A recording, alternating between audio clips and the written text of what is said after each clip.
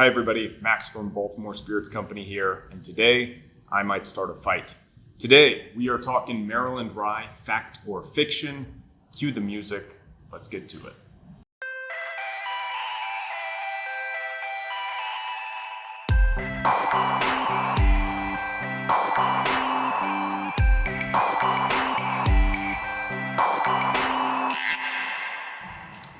Question number one, and we're starting with the big one. Maryland Rye is low in rye and high in corn. That's a fiction. The earliest Maryland Rye would have been pot distilled by the Scottish and the Irish in eastern Maryland with only rye. And that's because rye was kind of a throwaway crop. It was used to support the tobacco fields, it was really good for the soil, but it wasn't something people were really growing to sell, so it was an easy thing for them to make their ancestral spirit with. So they were probably malting the rye and using 100% rye, really. Now, in eastern Maryland, where it started, they definitely did start introducing corn as corn became more prevalent later on, while in western Maryland and in Pennsylvania, corn would be harder to grow, so they wouldn't have been doing it as often there. But check out this ad from the 1930s for a rye that was distilled right outside of Baltimore. So eastern Maryland, which has no corn, it's only rye and rye malt. And that was in eastern Maryland, really in a very popular rye town, certainly after Maryland Rye was a distinct style. So lots of evidence to say it was not nearly as high as corn as what some people consider Maryland style now, and in some cases had no corn at all. I think the real takeaway is that there were a lot of different ryes coming out of here. That's not really what Maryland Rye meant at the time. So where does this myth come from? Well, probably stems from the period of time where there wasn't really any real Maryland Rye. So a lot of the brands had been bought from distilleries that were out of the state. Check out this little excerpt from heavenhill.com. Now this is about Rittenhouse Rye, which is a Pennsylvania rye. It's their big Pennsylvania rye brand. Produced in the tradition of classic Pennsylvania or Monongahela rye whiskeys. Now, typically people would think of those as high rye, low corn. This one is 51% rye and high corn, and it's actually the exact same mash bill and same juice that they use in their Pikesville rye whiskey, which is what they claim to be their Maryland style rye whiskey. So while there was an absence of real Maryland rye whiskey, it really became up to other people to define what that meant. And there's a lot of confusion. Most people think it was high corn because of things like Pikesville. But as you can see by the Rittenhouse Rye, their Pennsylvania style rye, it's pretty clear that the true heritage of the spirit was not that important to the marketing behind the actual spirit in the bottle. So the 51% ryes that are really high in corn content, that's probably more some Kentucky shit than it is Maryland stuff. And if nothing else, it's not what defined rye whiskey at the time. Question number two. Monongahela Rye was older than Maryland Rye. There is some fact to this early on. The reason is that in Western Maryland and in Pennsylvania, and I group Western Maryland in with Pennsylvania in this video because they're both over the Blue Ridge Mountain Range and kind of in the Appalachians. And so they had similar growing conditions and weather conditions, which affected what they could do. Now, in Western Maryland and in Pennsylvania, if the weather was bad and they couldn't traverse the mountains, the whiskey would just have to wait in barrel before reaching its destination. And that's really probably where older whiskey started to be aged. Whereas in Baltimore and in Eastern Maryland, there was a lot of commerce, a lot of roads from New York, Pennsylvania, DC, Virginia. So those would have been very well maintained, and it would have been easy to get the whiskey from the still into the barrel and to its destination pretty quickly. But that didn't hold true for very long. So after the Civil War and just after, we start seeing some really old rye whiskeys from Eastern Maryland have substantial age on it. Here are a couple of relevant quotes. From an ad from 1884, this store claimed to have ripe old whiskeys of all the Maryland brands.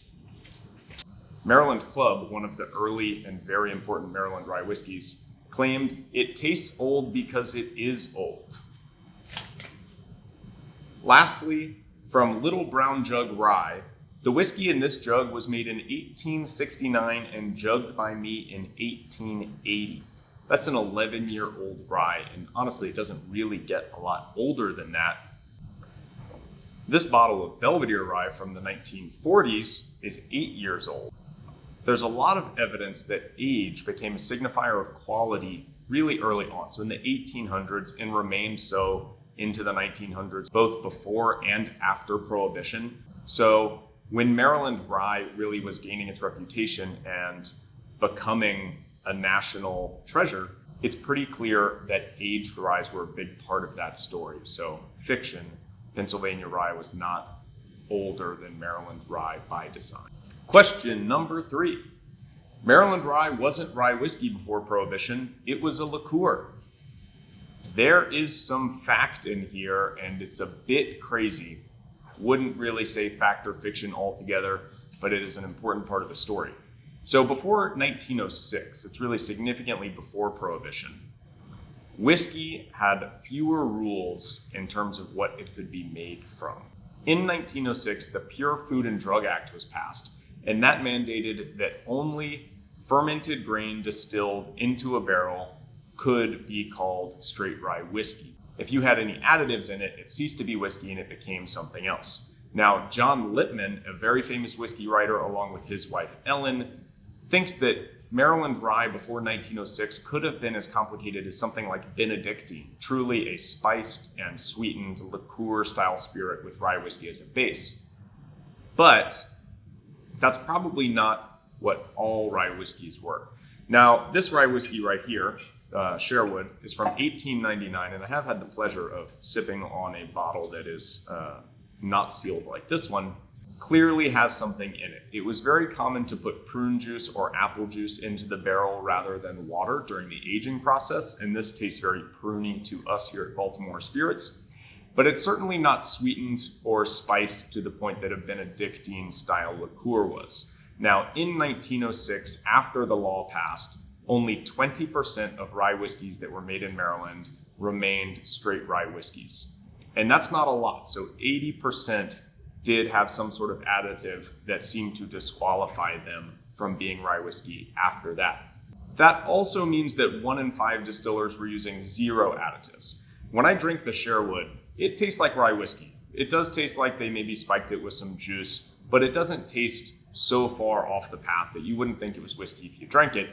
So even amongst the 80% of the distilleries that were using some additives, there were probably a lot, if not most of them, that were adding little or enough to where it still was really a whiskey by the drinking experience. The fact that 20% of distilleries were still rye whiskey and using 0 additives really shows that before then was more about variety than it was about a particular style. These were core Maryland rye whiskeys that were using no additives before then. So yes, there was some of that. Maybe in the most extreme circumstances, it really became a true liqueur more than a whiskey. And there were certainly a lot of distilleries in Maryland that were more rectifiers, i.e. blenders, than true distilleries. There were plenty of people doing it the way we're still doing it today. And after 1906, Maryland Rye was still a big deal for the next 50 years. And all of those rye whiskeys were only made with grain, including the Belvedere here, as well as a lot of other then household names. Question number 4 would be a short one. Maryland Rye used different yeast than Pennsylvania Rye, fact or fiction? There's probably some fact in there. Ned Wright, the great-grandson of Frank L. White, who made this Belvedere rye whiskey here, currently distills whiskey, and from time to time he does comment on his whiskey-making family's past. And he says that this distillery, the Frank L. White distillery in Maryland outside of Baltimore, used beer yeast, not traditional whiskey yeast, which gave their whiskey a sweeter profile. Interestingly enough, when I visited the Leopold distillery and mentioned to them that we happen to use beer yeast, Belgian ale yeast in particular for Epic Rye, the staff there commented that Todd actually thinks Maryland Rye also was made with beer yeast to give it a sweeter profile. That might actually be a more natural explanation to the sweet profile a lot of people associate with Maryland Rye versus a higher corn content, or it could be a combination of both. That said, yeast was highly unstandardized. The further back you go, you couldn't just buy known yeast strains. A lot of people were just using yeast from the crops around them, from fruit, from the actual grain. So in Pennsylvania, perhaps they had a more traditional whiskey yeast that was popular, and in Maryland, perhaps a lot of people were using beer yeast, which did provide a certain flavor difference. Probably not ubiquitous either way, But it is interesting that Todd Leopold, who probably knows more about Maryland Rye than anyone else on earth right now, and Ned Wright, who comes from a historic multi-generation rye whiskey making family from Maryland, both claim beer yeast was one of the key ingredients. Last question, and I don't need a card for this one, is Maryland Rye even a thing? We've basically busted every idea that anyone's ever had about what made Maryland Rye rye, so did it even exist? That brings me to the final fact or fiction. Maryland Rye is a thing, and that's a fact. Maryland Rye is one of only 2 American whiskey geographies that's actually protected by federal law. You can only make Kentucky bourbon in Kentucky, and you can only make Maryland Rye in Maryland.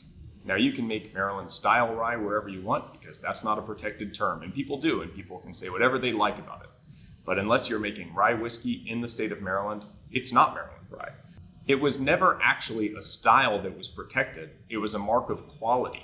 People trusted the rye coming out of Maryland more than they trusted rye coming out of other states.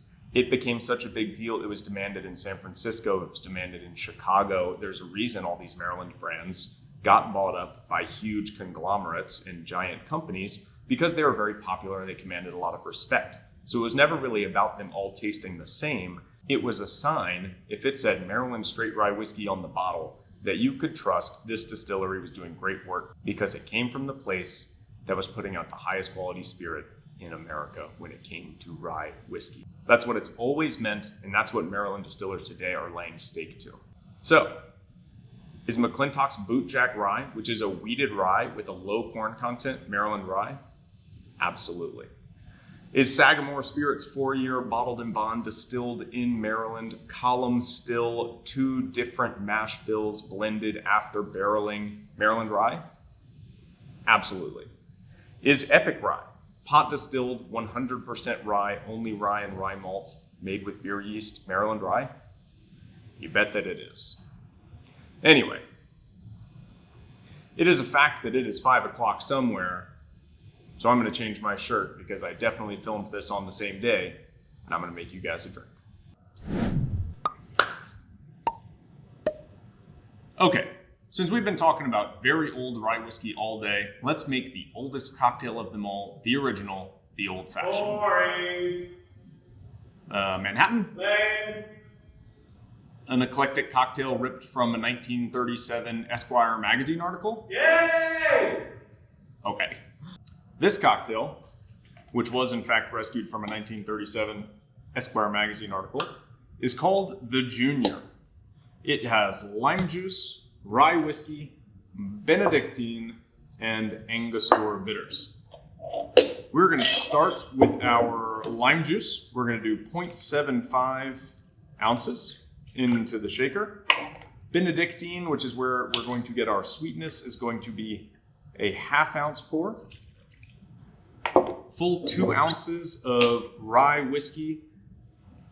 I think it's a good idea to use a nice Maryland Straight Rye Whiskey. 2 shakes of Angostura bitters. We're going to add ice.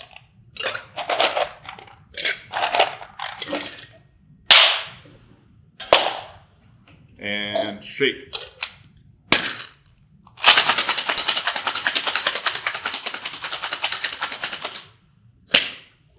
Now, I'm not being lazy here. This is an ungarnished cocktail by design. All of the aromatics are going to be from the rye whiskey and the Benedictine. Strain up into a coupe, and let's give this historic cocktail a taste. It's good. Yay! It's good. It's good. Maybe we could drink together. I'll make a cocktail, you can make it with me. Maybe we could drink together. I'll buy ingredients and teach you how to use them. We can get drunk in the virtual world. The drinks are awfully good and you don't have to tip. You don't have to tip me, you don't have to tip me, you don't have to tip me, you don't have to tip.